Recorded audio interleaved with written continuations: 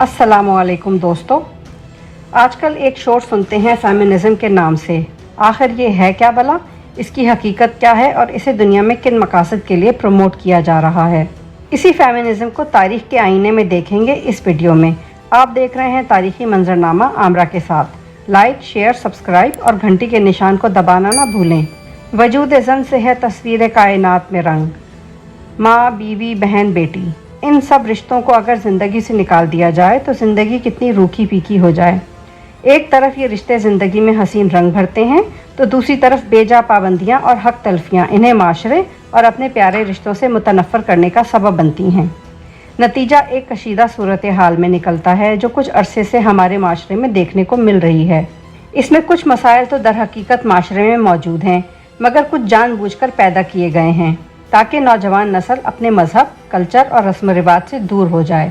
ज़ाहिरी तौर पर फेमिनिज्म का नज़रिया ख़वातीन और मर्दों की बराबर इंसानी हकूक़ की बात करता है, जिनमें तालीम, सेहत, रोज़गार के मौक़े, अपनी ज़िंदगी के बारे में आज़ादाना फ़ैसलों का इख्तियार, उसके अलावा बुनियादी सहूलतों और समाजी रुतबे में बराबरी वगैरह शामिल है। दरअसल इस तहरीक का आगाज़ मार्क्सिज़म के साथ हुआ और कॉलोनियलिज़म के ख़ात्मे के साथ ही इसमें बहुत तेज़ी से इजाफ़ा हुआ। बुनियादी तौर पर यह तहरीक ब्रिटिश ख़वातीन ने अपने हकूक़ हासिल करने के लिए शुरू की और सदियों हकूक़ के हसूल के लिए जद्दोजहद के दौरान मुख्तलिफ़ अज़ियतें बर्दाश्त करनी पड़ी। यहाँ तक कि वोट का हक़ हासिल करने की जद्दोजहद के दौरान जेल की सैर भी करना पड़ी। मगर जब लंदन में 1911 में ब्रिटिश ख़वातीन शदीद तरीन एहतजाज के ज़रिए वोट का हक़ हासिल करने में कामयाब हुई और 1917 में पहली बार कोई खातून अमरीकी ऐवान नुमाइंदगान की रुकन मुंतखब हुई, इसके बाद दुनिया में इस तहरीक में तेज़ी देखने में आई और बाकी ममालिक में भी ये बहुत मकबूल हुई। ख़ास तौर पर मगरबी ख़वातीन ने आज़ादाना अपनी ज़िम्मेदारियाँ मुलाजमत या बिज़नेस के ज़रिए उठानी शुरू की। पहले जहाँ ख़वातीन को अकेले सफ़र की इजाज़त न थी, वहाँ अब दुनिया भर में सफ़र करती हैं और इसे बुरा भी नहीं समझा जाता। सही या गलत ये एक अलग बहस है, मगर इस आज़ादी के लिए मगरबी औरतें तवील जद्दोजहद की, जिससे इनकी ज़िंदगी में कुछ आसानियाँ भी पैदा हुईं जिनका जिक्र आगाज़ में किया गया है, और कुछ मसाइल भी पैदा हुए। मसलन फैमिली इंस्टीट्यूशन की तबाही एक नाकाबिले तलाफ़ी नुकसान है। अब पिछले कुछ वक्त से पाकिस्तान में भी इस फेमिनिज्म की गूंज सुनाई देने लगी है।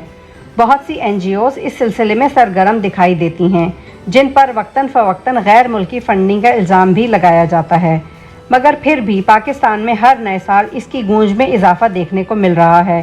गो कि हमारे माशरे की ख़वातीन हकूक़ तो मगरबी माशरे वाले चाहती हैं, मगर फ़राइज़ के एतबार से मगरबी औरत को फॉलो करने को तैयार नहीं।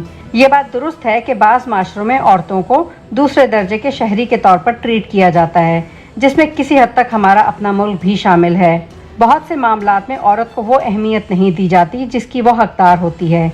इसके किए गए घरेलू कामों को वो पजीराई नहीं मिलती, बल्कि कमतर समझा जाता है, जिसके बायस वो घर से बाहर निकलकर पैसे कमाना चाहती है ताकि इनकी अहमियत में इजाफा हो। इसके अलावा औरत की ज़ाती ज़िंदगी में भी मर्दों की डोमिनेंस ज़रूरत से कहीं ज़्यादा होती है, जिसमें औरत घुटन का शिकार हो जाती है। कोई भी माशरा मर्द और औरत के बगैर मुकम्मल नहीं, और एक सेहतमंद माशरे की बुनियाद दोनों जिन्सों की जहनी और जिस्मानी सेहत से मशरूत है। इसीलिए दुनिया के बहुत सारे ममालिक में अब इसके लिए बाकायदा मनसूबा बंदी की जाती है ताकि ख़वातीन को किसी भी वक्त मुश्किल सूरत हाल में कानूनी तहफ़्फ़ुज़ फराहम किया जा सके। इसमें ख़वातीन के लिए जिस्मानी तहफ़्फ़ुज़ और जिनसी ज़्यादती से तहफ़्फ़ुज़, माशी खुद मुख्तारी और बराबरी की बुनियाद पर मुलाजमतों का हसूल, पसंद की शादी, तालीम और जायदाद के हकूक़ शामिल हैं। जबकि तारीख़ का मुताला हमें बताता है कि कदीम अदवार में मुख्तलिफ़ अक़वाम में ये हुकूक़ ख़वातीन को कभी दिए भी जाते रहे और छीने भी जाते रहे, और बाज़ अदवार में तो ख़वातीन को किसी शहर या मुल्क का शहरी भी तस्लीम नहीं किया जाता था, और किसी खातून की समाजी हैसियत का तयन किसी मर्द की सरपरस्ती के हवाले से लगाया जाता था, जैसे कि बाप, शौहर, भाई या बेटा वगैरह। अब क्योंकि माशरे में तमाम सियासी और फ़ौजी ताकत मर्दों के हाथ में थी, इसलिए औरतों को अपनी सलाहियतों को दिखाने का मौका नहीं मिलता था। अगर कहीं तारीख़ में औरतों ने सियासत में हिस्सा लिया भी तो इसे अच्छी नज़र से नहीं देखा गया।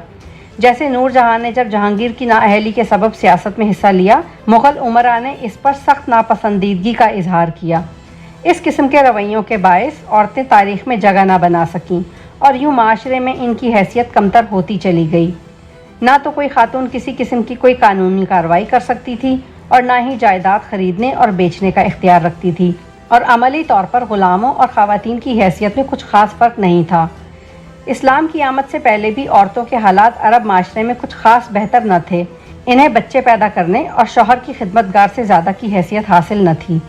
عورت سے نفرت اس درجہ تھی کہ اس کی گھر میں موجودگی بے عزتی کا باعث تصور کی جاتی تھی۔ ان کی پیدائش اتنا بڑا جرم اور شرمندگی کا سبب ہوتا کہ اس بچی کو زندہ دفن کر دیا جاتا تھا۔ مگر اسلام کی آمد نے جہاں انسانیت کو عزت بخشی، وہیں عورتوں کو بھی اس ذلت بھری زندگی سے نجات دی۔ اسلام نے ان تمام رسم و رواج کو جڑ سے اکھاڑ پھینکا جو صدیوں سے عموماً انسانی معاشرے اور خصوصاً عرب معاشرے میں موجود تھیں۔ عورتوں اور مردوں کو وہ تمام حقوق دیے جن کے وہ حقدار تھے۔ عزت اور وقار کے ساتھ بنیادی انسانی حقوق کے ساتھ ایک ایسی تہذیب کی بنیاد رکھی کہ جہاں معاشرے میں ہر انسان اپنی بہترین صلاحیتوں کا استعمال کرتے ہوئے ایک فلاحی ریاست کا حصہ بنے۔ اسلام نے عورت کو ہر رشتے اور ہر حیثیت میں عزت دی، ان کے حقوق مقرر کیے اور اپنے ماننے والوں پر فرض کر دیا۔ ماں کی حیثیت سے اولاد کی جنت اس کے پاؤں تلے رکھ دی۔ بیوی کے آرام و آسائش اور گھر کی چار دیواری میں تمام ضروریات زندگی کی فراہمی شوہر پر فرض کر دی۔ بہن، بیٹی، خالہ، دادی، نانی کی حیثیت سے بھی عورت کو اسلام نے حقوق دیے اور سب سے بڑھ کر حق وراثت سے بھی نوازا۔ لہٰذا جب ہم مسلمانوں کے پاس ایک مکمل ضابطۂ حیات موجود ہے جس میں ہم عورتوں کو تمام بنیادی انسانی حقوق دیے جا رہے ہیں جن سے اسلام قطعاً ہمیں نہیں روکتا، تو ہمیں اسی سے رہنمائی لینی چاہیے۔ ہمیں کسی امپورٹڈ فیمنزم کی نہیں بلکہ اسلام میں دیے حقوق کے ساتھ آگے بڑھنے کی ضرورت ہے۔ تو کہیے دوستو، آپ کو اس رائے سے کتنا اتفاق ہے؟ اپنی قیمتی رائے کا اظہار نیچے دیے کامنٹ باکس میں ضرور کریں۔ اللہ حافظ۔